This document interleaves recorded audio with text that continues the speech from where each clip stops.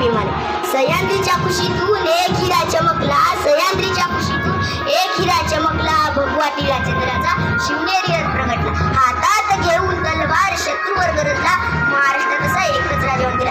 मित्र हो, 350 वर्षापूर्वी आपल्या महाराष्ट्राच्या भूमीला एक कर्तृत्ववान वीरपुत्र मिळाला, ज्याने आपल्या स्वतःच्या पराक्रमाने, शौर्याने, धाडसाने आणि जिद्दीने नव्हत्याचं होतं आणि होत्याचं नव्हतं करून मुठभर मावळ्याच्या जोरावर महाराष्ट्राच्या भूमीला भगवा प्रकटला. त्यावेळी अनेक परकीय सत्ता महाराष्ट्रात धुमाकूळ माजवत होते. मुघलांच्या कैदेत लाखो मराठा सैनिक खितपत पडले होते. शेतकऱ्यांच्या कोणी कैवार नव्हता. अशा या परिस्थितीत महाराष्ट्राच्या भूमीला होता एक झंकार. धगमगला पेटत अंगार. अखेर ती वेळ आली आणि सह्याद्रीची गर्जना झाली.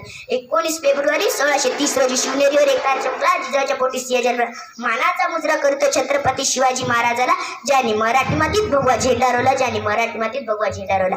शिवबाचा जन्म झाला आणि गेल्या कित्येक वर्षापासून अंधारात साथ पडणाऱ्या या महाराष्ट्राच्या माथ्यावर जणू प्रकाशाचे किरण पसरू लागले. वयाच्या 16व्या वर्षी शिवाजी महाराजांनी स्वराज्याची सूत्रे आपल्या हाती घेतली आणि स्वराज्याची घोडदौड सुरू झाली.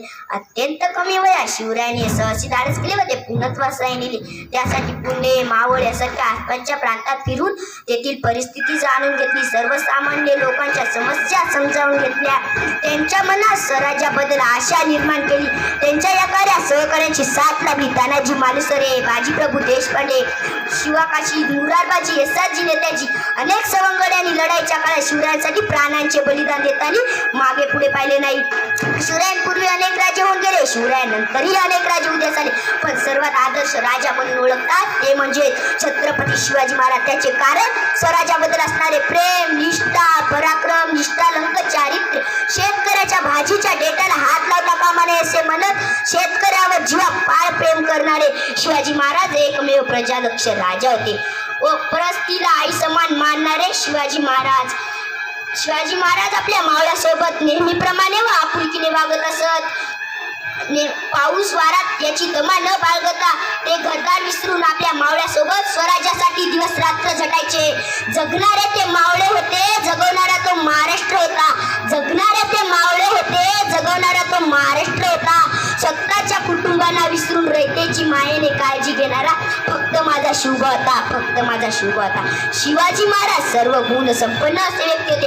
अंधारातून काळकुट्यात आपली दिशा ठरवून वाट काढत, कितीही संकटे असली तरी डगमगून न जाता त्याच्यावर शिताफीने मात करत, आपल्या सहकार्याच्या मदतीने कितीही बल्याड शत्रूशी लढा देत एका वीर पुत्राने गुलामगिरी नाकारत स्वराज्य निर्माण केले.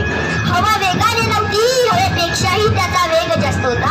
हवा वेगाने नव्हती, हवेपेक्षाही त्याचा वेग जास्त होता. अन्यायाविरुद्ध लढण्याचा इरादा एक होता.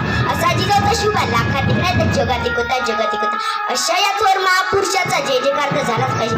बोला छत्रपती शिवाजी महाराज की. एवढे बोलून मी माझे भाषण संपवतो.